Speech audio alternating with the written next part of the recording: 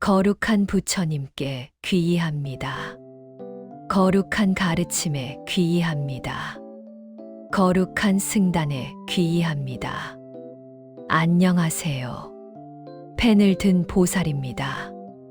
오늘은 지난 영상이었던 부처님을 뵈러 가려면 4가지 문을 지나가야 한다에 이어서 그 문을 모두 지나고 나면 만나게 되는 절의 건물들과 그 안에 모셔진 부처님과 보살님들에 대해 이야기해 보겠습니다. 본격적으로 건물을 살펴보기 전에 먼저 부처님과 보살님의 차이를 간단히 짚고 가겠습니다. 부처님과 보살님은 모두 깨달음의 경지에 이르신 분들입니다. 다만 보살님들은 깨달음의 최종 목적지인 성불, 즉 부처의 경지에 이르지 않고 중생을 먼저 구제하겠다는 서원을 세우고 그 길을 실천하고 계신 분들입니다. 그렇기에 각기 다른 생각을 하고 성향과 근기가 다른 중생들을 제도하기 위해 보살님들은 각기 다른 역할을 맡아 부처님 곁에서 도우시는데 이분들을 협시보살이라고 부릅니다. 또 우리가 흔히 떠올리는 부처님은 이 세상에 인간으로 태어나셨던 석가모니 부처님이지만 불교에는 그 외에도 여러 부처님들이 계십니다. 이제 이러한 부처님들과 보살님들이 모셔진 절의 건물들을 하나씩 살펴보겠습니다. 절에 가면 이런 말씀을 종종 듣게 됩니다. 대웅전에 먼저 가서 부처님께 인사드리고 오세요. 여기서 말하는 대웅전은 큰데 영웅웅자를 써서 큰 영웅의 방이라는 뜻입니다. 보편적으로 말하는 부처님을 모신 중심 전각을 의미합니다. 절의 주요 건물을 배치하는 것을 가람 배치라고 하는데 이는 그곳에서 수행하는 이들이 중요하게 여기는 부처님을 모시고 어떤 가르침에 따르고 전파할 것인가에 따라 건물 배치가 달라집니다. 그래서 석가모니 부처님만 모시거나 다른 보살님 혹은 제자들과 함께 모셔진 곳은 대웅전 또는 팔상전, 석가모니 부처님 곁에 또 다른 부처님을 함께 모셔진 곳을 대웅보전이라 부릅니다. 이 밖에도 아미타 부처님이 모셔진 곳은 극락전이나 무량수전, 비로자나 부처님이 모셔진 곳은 대적광전, 미륵 부처님이 모셔진 곳은 미륵전, 약사열애 부처님이 모셔진 곳은 약사전, 관세음보살님이 모셔진 곳은 관음전, 지장보살님이 모셔진 곳은 지장전, 명부전 또는 시왕전이라고 합니다. 이 외에도 산신각, 삼성각 등등 많이 있는데 이름이 조금 낯설더라도 건물에 걸린 현판을 찬찬히 보면 어떤 부처님이 모셔져 있는지 알 수 있습니다. 혹시 현판의 의미를 바로 알기 어렵다면 건물 안에 모셔진 부처님의 손모양, 즉 수인을 통해서도 구분할 수 있습니다.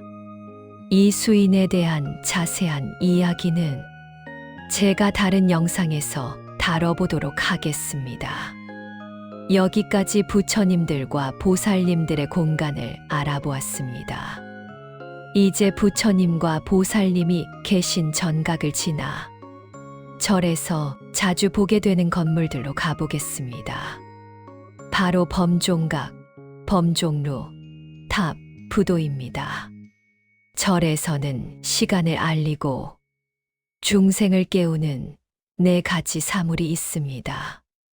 운판, 모거, 법고, 범종입니다. 사물이 모두 있는 곳도 있고 한 가지만 있는 곳도 있습니다. 이 사물들이 모여 있는 건물이 1층 건물로 지어지면 범종각, 2층 이상으로 지어지면 범종루라고 부릅니다.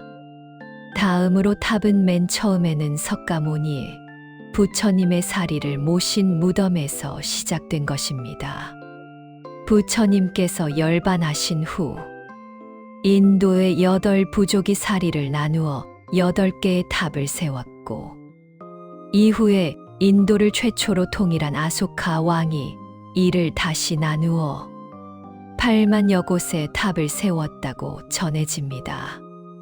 우리나라에는 양산 통도사, 평창 월정사, 설악산 봉정암, 영월 법흥사, 정선 정암사, 이렇게 5곳에 부처님의 진신사리가 모셔져 있으며 이를 5대 정멸보궁이라 합니다. 부처님의 사리를 모신 탑을 진신사리탑, 경전을 모신 탑을 법사리탑, 돌아가신 스님의 사리를 모신 작은 탑을 부도라고 합니다. 부도가 하나만 놓여 있다면 유명하신 큰 스님인 경우가 대부분이고, 세밀하게 조각되어 있지 않고 여러 기의 부도가 한꺼번에 모여 있는 곳을 부도밭이라고 합니다. 부도밭은 대부분 조선시대 이후에 만들어진 것이 많다고 합니다.